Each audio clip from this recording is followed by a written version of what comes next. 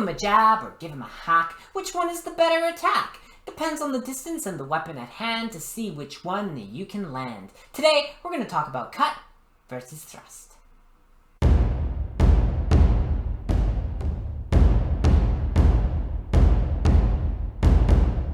Hey friends, Lauren here again, and today, yes, we're going to look at the difference between cut and thrust. We've talked about cuts and we've talked about thrusts before, but I just want to do a little comparison because we did cut versus slice. What was the difference there? And today I want to look at cut versus thrust. Which is better? Is one of them better? But before we get into that, a thank you to Eva Listaristad. I hope I said the name right. I had gone looking for some advice on some Discord channels, and there's some useful tips to try and improve the production quality, the video quality. I've elevated the camera a bit. I'm bouncing lights off of different walls. We're going to see how this works. See if this is, something that can help. So I want to say thank you. You get a shout out in the video for all of that. All right. So let's talk cut versus thrust. We need to move the chair. Which one is better? My personal opinion is that thrust has a slight advantage over cut, and that is all come down to distance. Distance. What? What do I mean by distance? That means if I am cutting at the camera, I can't reach the camera. I still can't reach the camera. Okay, here I am. This is where I reach the camera. See how close I am? I'm right at the top of the camera screen. If I thrust, I'm not at the top of the screen, but there I am. And I'm not overextended. I'm still fairly straight. My weight is about 60-40 on my feet. Just a little bit of an extension. I could go a bit further, but we can see I get to the camera quicker with the point of my cut and thrust sword. A cut, I need to move a bit closer. Does that mean we have to talk about context? I guess. Channel some Matt Easton, also known as Captain Context, because in a fight, it all depends on where I end up. Here I am, I'm ready to fight the opponent. The opponent hesitates. Thrust! I'm in, I'm fast. That is really quick. I want to cut.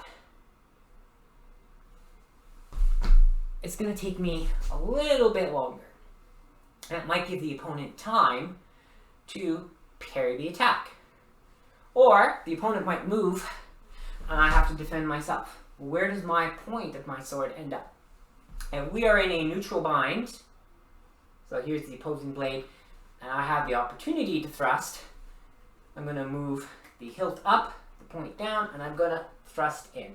I'm trying to contain the opposing sword, of course, and come in with a thrust, and that's going to be fast. But my point might be off to the side. I may have got strong on weak, and I pushed a little too hard.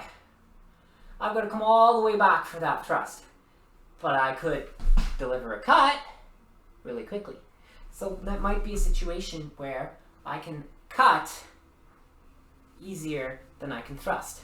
So in a neutral situation, the thrust is going to have an advantage because you have more reach.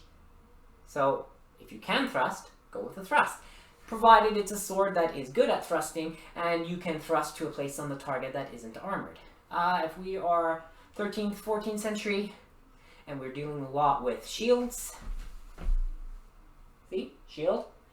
You're going to have to get past that shield. You may not be able to get the thrust in. You may have to cut and maneuver. But the swords may not even be well designed for that. They may not have quite the point that tapers down to deliver the thrust. So it also depends on what weapon you have. It's going to vary by time period. But as we get to 15th, 16th, 17th century, then we are definitely looking at the thrust.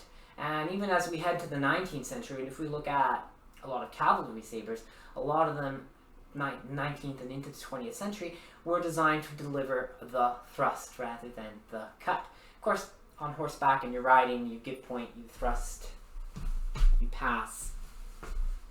That's a whole different topic. Fighting on horseback and fighting on foot, two different things, different techniques. But if we have a sword, like a cut and thrust side sword, my lovely Black Fencer side sword here, 16th century. A lot of fun to use. If I have that reach advantage, if I have that, I want to cover the distance and be quick, there I am. I'm in for the thrust, which is slightly quicker and slightly more threatening than the cut. That thrust, if it's set aside, I can also disengage. Cavazione, I believe in Italian. I actually come under. The opponent really takes my sword out of the way. I can just disengage and thrust again. That works with long swords. That works with good arming swords of the 15th century that come to a nice point for thrusting, and side swords, and especially rapier. Rapiers where I've picked up a lot of those techniques and I apply them to other swords. Why? Because there are manuals and they'll teach you to do certain things from a certain time period, but when you're sparring with someone, anything you can borrow to throw in to your techniques toolbox and use against the opponent, use it. Doesn't matter where it comes from.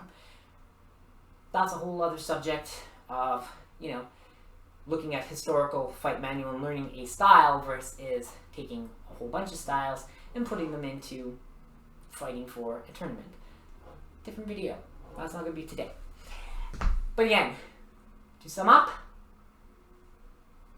a thrust, you cover more distance, you cover more ground quicker, and it has a slight advantage over a cut, which requires you to get closer, takes a tenth or two of a second longer, might give the opponent enough time to block, set it aside. A thrust that gets set aside can be disengaged and re-engaged into the opponent a lot easier than a cut that's set aside and now you have to move all the way around. So, my opinion, a thrust has a certain advantage over a cut if you can deliver it. So when in doubt, and when in proper distance, thrust. When you get close enough for a cut and the thrust is a little difficult, cut. Simple as that. Alright, thank you very much for watching. Do remember, subscriptions help, likes help. That gets the videos, YouTube algorithm going, so I appreciate all of my subscribers, 419 of you. That's awesome. And I want to say thank you very much for watching. Do take care, stay safe, and I'll see you again. I'll see you soon. No, I'll see you again real soon. Proper English things for another video for a sword swinging good time.